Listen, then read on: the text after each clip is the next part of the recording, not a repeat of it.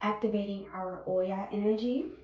So we welcome her in with strength and power, and she stirs her wind to shift balance into our life and to allow us to see our deepest, darkest shadows. So this is something really deep. You know that you could really feel like somebody sexually before you can actually do physical intercourse with them. Now, I know you guys wonder before, like this one person in particular that you just felt this sexual urge and energy to connect with them before you can even like know who they truly are. But it rarely happens, but when it does, that's a sign of a soul connection. That's a sign of a past life person who you once were entangled with, and this wasn't you guys' first rodeo at all. Let me get a little bit deeper into what I mean by that. You could have somebody who you just all of a sudden you have this loving energy for them, this caring energy. And there's nothing wrong with feeling love and this passion, because you know passion is red, passion is fiery. There's no there's no wrong in doing so.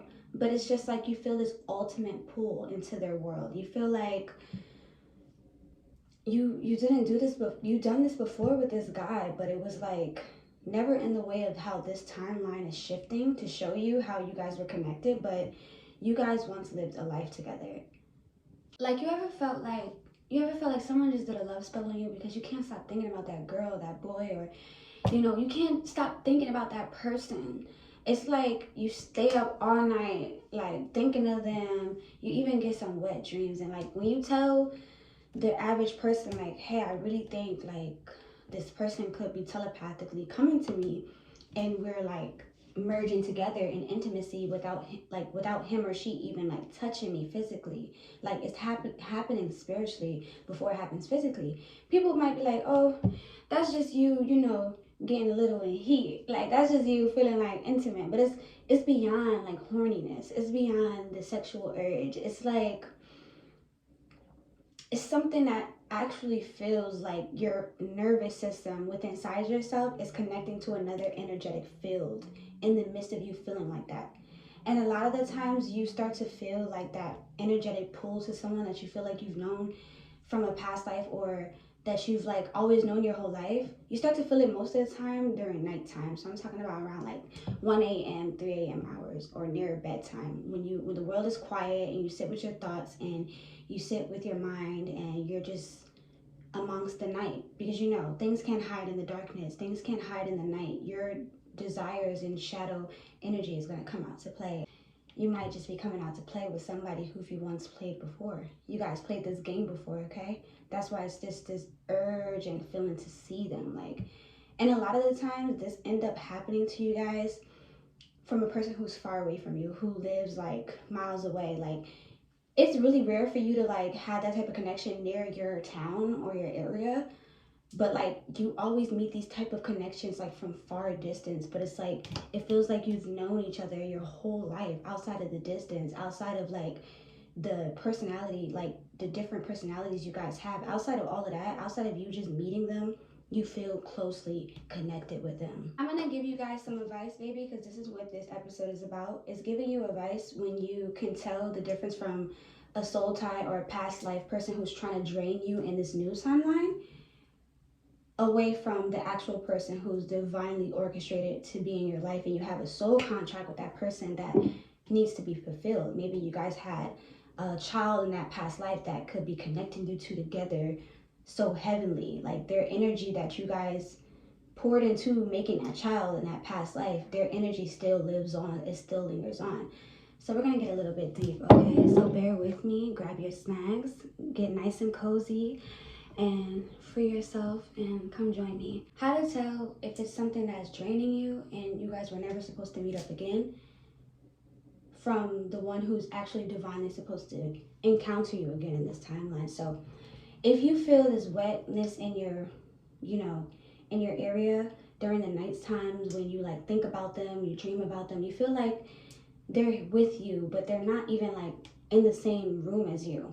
But you feel this sexual creativity charge of energy just rushing through your body. And it's not a negative energy either. It's like I can tap into my femininity more. I can tap more deeper into my masculinity. Like I'm thinking about this woman and she makes me feel like passionately come to her life and show her that, I'm all about like, the divine connection. Like I want to show that girl or that guy that I feel this too, and I want to prove to them that this is a connection that's actually going on. Like if you feel like charged to just, I want to be there for them. I want to show that I'm good for them. Like they can count on me. I want to protect them. That is a good sign that you are supposed to be connected with that person who feels like a past life lover in this new timeline in Gen Z. That's a big sign that you're supposed to merge with that person. Feeling that you feel, and just the feeling of like, I want them outside of even just intercourse. Like you just had this connection with them. Like it feels like you've known each other before. That's a good sign. Now to see if that person that feels like a past life lover and he or she is just feeling like we was never supposed to be, but this connection is so strong. Like if they're pulling you out of alignment of what you got going on right now, like if they come back into your life and they're trying to take charge and just control the entire dynamic. Like they don't want you to sit in your goddess or your god energy. They want to bring you down. They siphon your energy. They waste your time. They drain your energy. They got your time all wrapped up in their world, so you can't even focus on the things that you need to focus on. Like that's a sign of draining, siphoning energy from a past life lover who he's done this before. He or she done this before. They've wasted your time. They try to keep you stagnant. They don't want you to grow. They want to keep you short. They want to be controlling over your life. And it's not like a protective controlling. Like it's like a control, like this is mine and I don't want to see you rise to your emperor, high priestess energy. I don't want to see you rise above the occasion. I don't want to see you turn into your emperor energy. Like they're siphoning your energy, but they keep like coming back in and out of your life. Like they send messages to you telepathically, connecting with you. You feel this urge of like sexualness, or you might feel them like deeply throughout your days, but like they don't text you, they don't call you, like they're just siphoning your energy. That's a sign of someone who is not supposed to be in this timeline with you again. And this is for you to really listen to and take heed of, because this message is getting to somebody, okay? It's getting to somebody. So take what resonates, leave what doesn't, but baby, take this message even if it don't resonate. Just keep it in your back of your subconscious mind, okay? Now this is for a person who is your past lover from a past time, a past life of yours in a different timeline where you guys were together, possibly maybe having a family and children, and you guys were really connected. So if this person guides you to really like truly get to know yourself spiritually, they're sending you videos on spiritual things, maybe certain things that he might have saw you post online, or maybe he or she knows what you're into, so they bring it up or they show you a video of something that you might really be into. That is a sign that that person is divinely supposed to be connected with you in this timeline too. They're studying you, and not in a way of like, let me see what I can do so I can get into the energy. No, it's like they're really studying you, and they're taking the time out their day to look for things and scope for things and send you stuff, or just giving you a helping hand of certain things that you might be into, because they're studying you in the right way. They want to get back into your life again. They want to show you this time around even more like, I'm connected with you. I understand what your journey, your spiritual journey is leading you to. I want to help you. I want to amplify that energy. I want to, be the flames in your fire. I want to ignite the flames more. I don't want to take from you. I don't want to steal. I want to come in and finish the soul contract that we had together.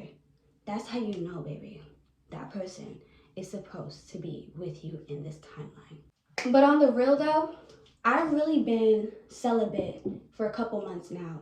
And when I tell you that that was an experience that I really tapped into, that was so new for me, actually, I've been able to really get deeply connected with my body, my soul, and my mind as I was on a celibate journey. Intentions involved. We have intentions to grow our relationship, to grow our life, to be successful. We're calling forth divine energy to shift our lives in ways that we could have never seen ourselves at in the most positive way. When you got someone that you can align with, connect with so deeply with like that, even if it's multiple people, you can connect with those people so deeply like that. That's sacred grounds. That's sacred energy. During my celibacy, I've been able to tame the void. Even in times where it feels like sometimes I get sexually frustrated, or I just get in a feeling of thinking about old past residue. Those are the past echo. That's the past echo. That's my old self adjusting to my new self. So you'll hear the echoes of what once used to be, but you don't pay it attention. You allow it to stir you. You transmute the energy. You bring oil as wind, fire to shift and bring balance into your life.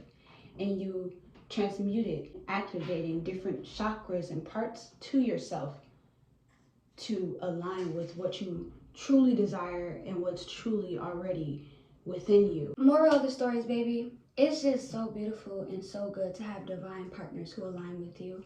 People who are not, you see the cat? She's agreeing. It's good to have people who align with you, okay? People that, allow you to truly be yourself. You don't have to pretend. You don't have to perform around this woman or this man, or you don't have to perform. You can just be you. And when you know you're with that person who divinely wants to merge with you in your spiritual journey, that's when you should open up and allow yourself to feel the alchemy of the connection between you, especially if it's not draining you, if it's not causing mishaps in your life, if it's not having you check your phone every 2 seconds to see if this person is like contacting you and they're not showing you any type of attention, no communication, things of that nature is not aligned with your path, baby. And if someone is operating in that type of energy of feeling like those type of vibes, they're not a past lover that you should bring back. And that archetype should not be amongst you. You should be around archetypes who elevate you, who want to help you and add to your temple, add to your rising. And the same as well, you guys are both equally adding to the dynamic. That's when you should be like, okay, I feel sexually liberated when I connect with this person or these people. They're my tribe. They're my past life lovers that are supposed to be aligned with my energy in this timeline today. Okay? And also, baby, the celibacy journey is not making your life boring. It's not making you lose your sexual alert. It's actually amplifying it to the utmost highest, because that energy that you have, that sexual urge, that pull, that feeling in your body, it's activating so many sacral chakras, especially in your kundalini, okay? Your kundalini rising with that sacral energy, doing yoga, doing exercises, pouring into your work, pouring into yourself, seeing what your body likes, seeing how your body likes to be touched, feeling your body, listening to your body. You start to understand your body more and just what you crave and what you want and what you desire. It's like your body starts to speak to you more than ever now, and you can hear the tunes. You can hear the tunes. You can hear the frequency of your body when you just allow yourself to connect with divine individuals who align with your energy and who they align with the new version of the self that you're becoming. Also, guys, this might sound a little spooky, but I don't really think it's gonna be spooky. But it could sound a little mystic and a little like, oh my God. We have individuals that we never met, or people that we have met, like I said, the past life lovers that you feel like you're so connected with. We've had children with them in past lives, okay? So like the tethering energy that you feel sometimes from these connections can stem from children that you guys had with each other in past lives that are energetically trying to pull you guys together too. That's another story and another topic to talk about in the next video.